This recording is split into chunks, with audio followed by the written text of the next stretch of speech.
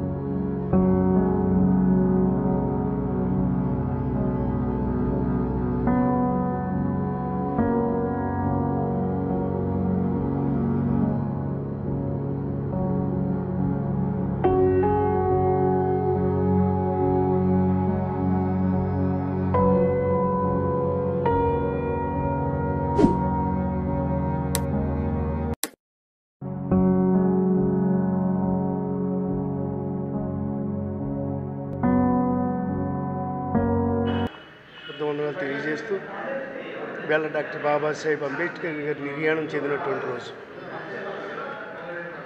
ఈరోజు సుమారు ఒక 20 సంవత్సరాల క్రితం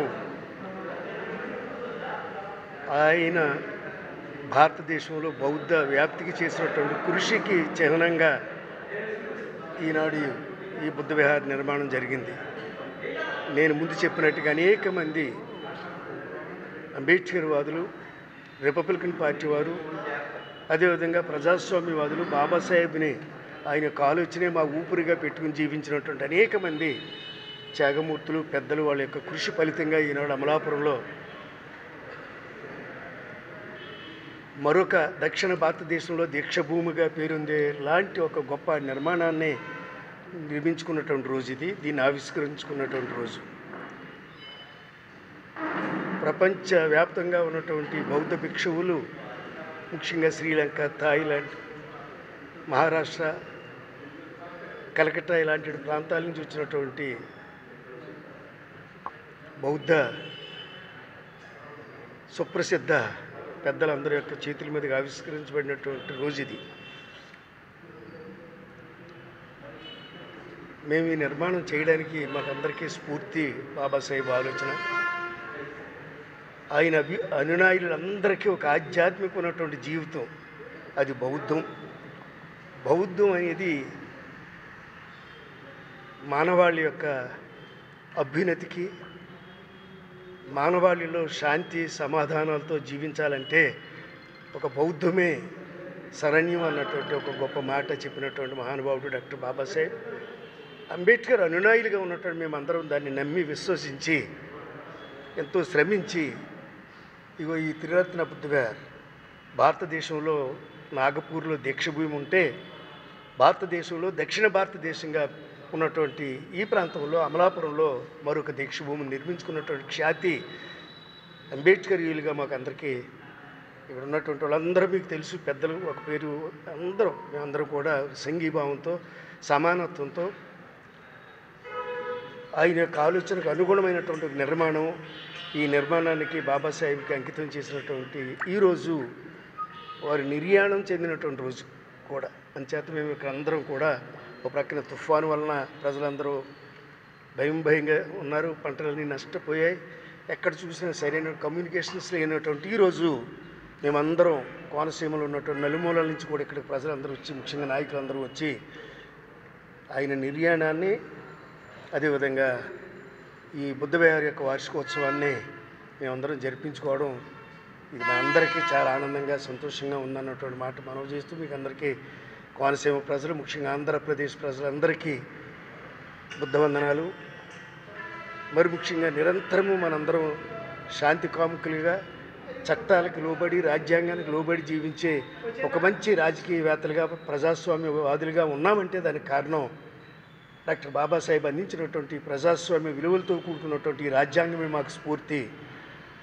అలాంటి పెద్దలుగా ఉన్నటువంటి మేమందరం తూచా తప్పకుండా దేశాన్ని, మా జీవితాన్ని సుఖప్రదంగా ముందుకు తీసుకెళ్తున్నటువంటి రోజుగా ఈ రోజుని జ్ఞాపకం చేసుకుంటూ హాజరయ్యే ప్రతి ఒక్కరికి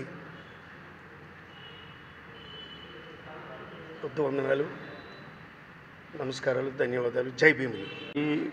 ఈరోజు ఈ త్రిరత్న బుద్ధ విహార్లో 2 ప్రధానమైనటువంటి కార్యక్రమాలు జరుగుతున్నాయి. ఒకటి, ప్రపంచ నేత అయినటువంటి సాంఘిక విప్లవానికి చిహ్నమైనటువంటి డాక్టర్ బాబాసాహెబ్ అంబేద్కర్ గారి యొక్క వర్ధంతి సభ ఒకటి. 2, ఈ బౌద్ధానికి ప్రతీకగా నిలిచినటువంటి ఆంధ్రదేశంలోనే ఒక ప్రత్యేకత కలిగినటువంటి బౌద్ధ విహార, ఇది బుద్ధ విహార్, త్రిరత్న బుద్ధ విహార్, ఇది యొక్క వార్షికోత్సవం. ఇది మనకు తెలుసు, భారతదేశం అనేటువంటిది, ఆది భారతదేశం అనేటువంటిది బౌద్ధానికి ప్రతీక అయినటువంటిది.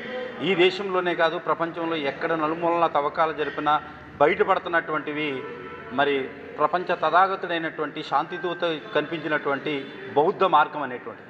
మరి అశోకుడే క్రీస్తుపూర్వం 261లో జరిగినటువంటి కళింగ యుద్ధంలోనే అంత రక్త పిపాసి అయినటువంటి అశోకుడే మరి తన కత్తిని ఆ యొక్క నరమేధానికి వదిలేసి ఈ ప్రపంచాన్ని రక్షించేది ఒకే ఒక మతం, ఒకే ఒక మార్గం, ఒకే ఒక సిద్ధాంతం అని బౌద్ధాన్ని ప్రతీకగా చిత్రీకరించినటువంటి సాక్ష్యాలు కోకొల్లలుగా ఉన్నటువంటిది.